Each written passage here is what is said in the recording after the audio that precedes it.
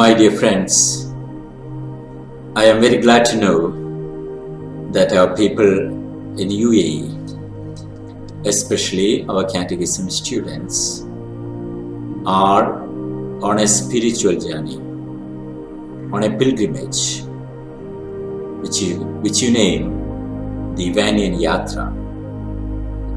I understand you wish to know the personality and life of our beloved servant of God, Archbishop Ivanian, more deeply, to understand all the creative initiatives that he took in history, in the life of the church, and all the sufferings that he went through for standing for the gospel values, and above all, for us to imbibe the importance and message that his life and actions carried for us. In this journey, I am supposed to expose to you primarily the historical background of the reunion movement, the 90th anniversary of which we are about to celebrate. Even amidst all the limitations and restrictions imposed by this pandemic, I'm happy that you are celebrating the reunion 90th birthday with such relevant activities. As you know, it is not possible to explain all the aspects of the background of the reunion movement in a short lecture like this. Therefore, I would like to touch upon some of the important aspects. And what would be more consequential for us would be to see what message that the ecclesial interventions of Ivanian in history carries for us today, the Malankara Catholics. I would like to focus my sharing on two historical events. The first one, the establishment of the Catholicate in the Malankara Church in Kerala in the year 1912. And then the historical reunion event of 1930. These are the two most important historical events for which Ivanian was instrumental. And both are deeply consequential for us today. We know the major aspects of the history of the church in Kerala, in India. The arrival of St. Thomas, the establishment of the St. Thomas Christian tradition in our land, and its smooth continuation for almost 15 centuries. And then what happened with the arrival of the Portuguese traders, followed by Portuguese missionaries. The unfortunate misunderstanding of the vibrant St. Thomas Christian tradition in Kerala by the Portuguese missionaries. In all their good intention, their attempt to make our tradition more Latin,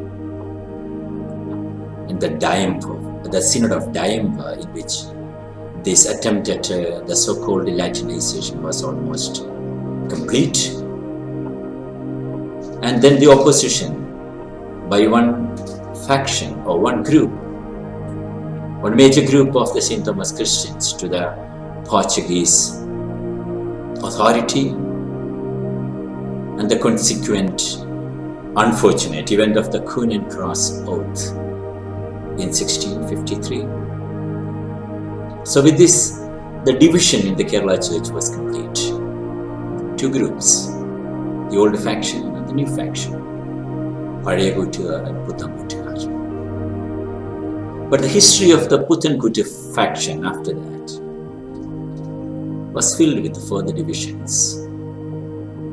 The Puthan Kootukaar, in search of a bishop to lead them, gradually ended up being subject to the supremacy of the Jacobite patriarch in Antioch. And this was another reason for further division in the church. For quite some time, this Puthan Kootukaar group was ruled by the Jacobite patriarch in Antioch. And through the synod in Mulanturuthi, the patriarch tried to affirm his overall supremacy over the Malankara Church. And this was strongly resisted, especially by one group of the Puthan Kootukaar. And this group of the Puthan Kootukaar wished to have more autonomy for itself. And it was at this juncture that the role that Ivanian played became more explicit. The then a metropolitan of the Malankara Church, Vattacheril Madhvanyasius, who had a lot of confidence in Reverend Father P.T. Givargis Panikiriviti, entrusted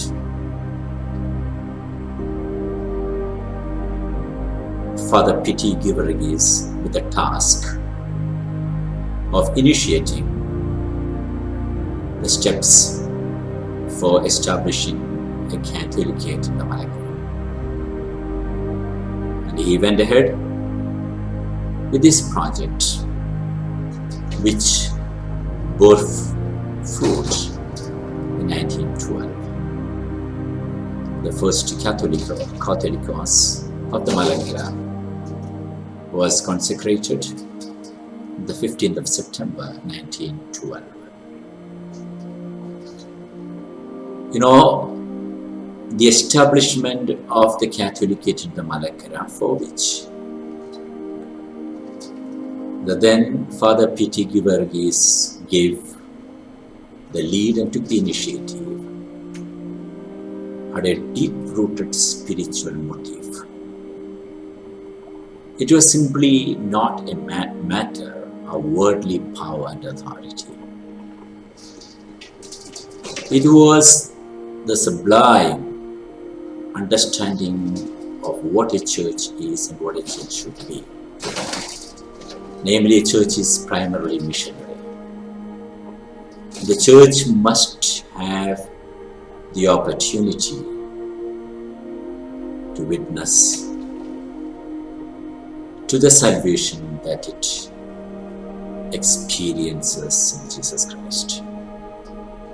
So as I understand, the primary goal of the establishment of the Catholicate was not just to free itself from the supremacy of the Antiochian Patriarch, but rather to enhance the possibility of the Malankara Church for evangelization, to attain the authority and the possibility of witnessing to the beauty of the faith, to the possibility of salvation. So this was the first event, consequential event, that Ivanian was his ingenuity, his creativity, and his faith gave rise to. But the church, with the establishment of the Catholicate, the crisis in the church did not subside.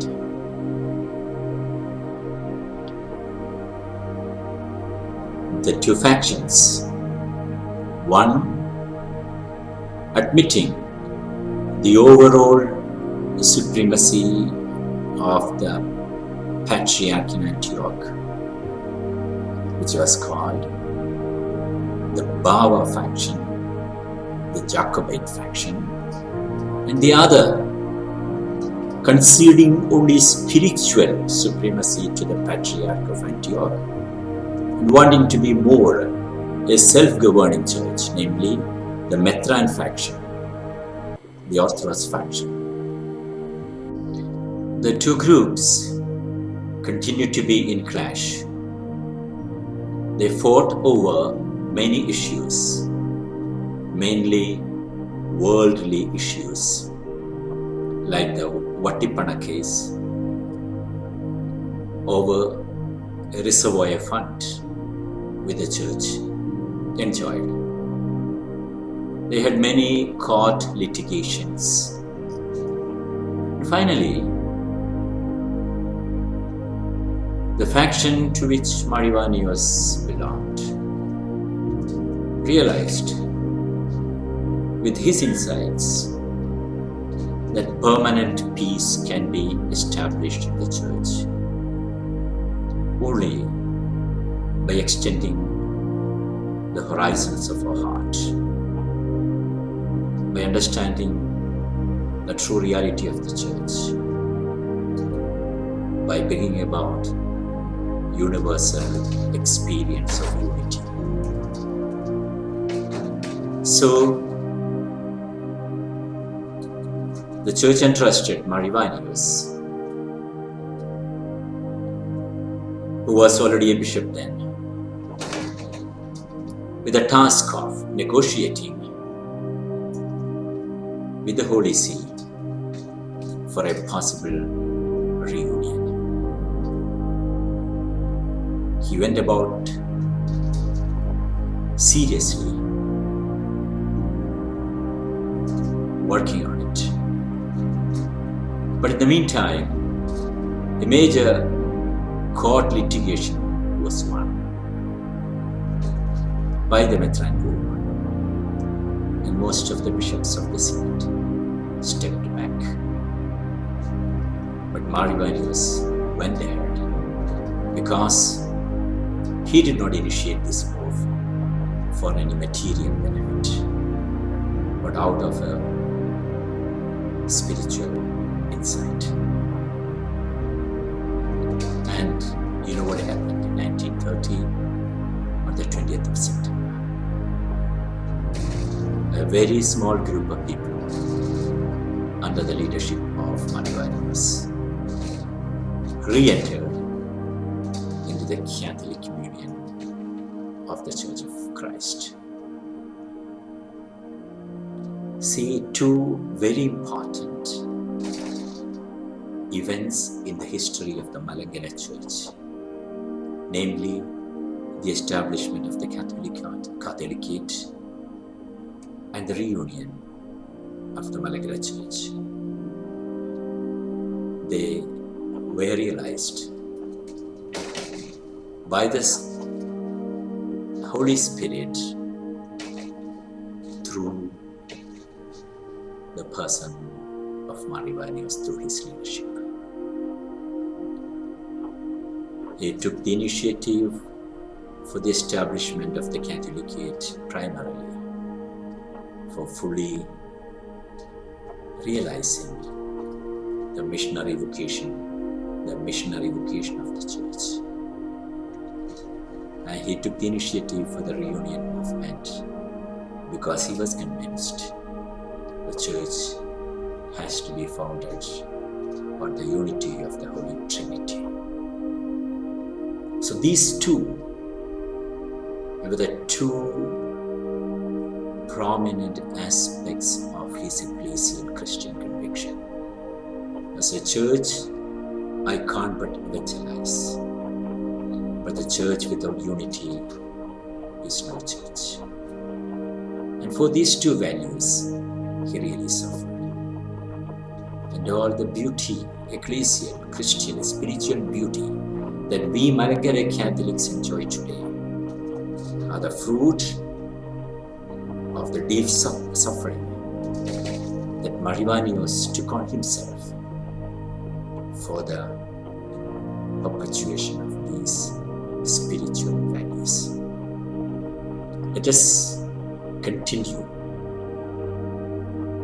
to propagate, to be witnesses of these Ivanian values, Christian values, an uncompromising readiness for evangelization, and a deep-rooted thirst for being in unity. Any sacrifice for these values is worth. Maybe as we celebrate the 90th anniversary of the reunion movement, let us reaffirm our commitment to these values. Our church is, by its very essence, is an evangelizing church. It has to be an evangelizing church. And we have to safeguard unity at any cost. I wish all of you God's blessings, and I congratulate all your leaders, dear Kandathilachan, dear Mebravachan, and all your cadets and teachers and lay leaders for such beautiful initiatives, especially during this beautiful celebration of the 90th anniversary of the reunion. God bless you all. Thank you.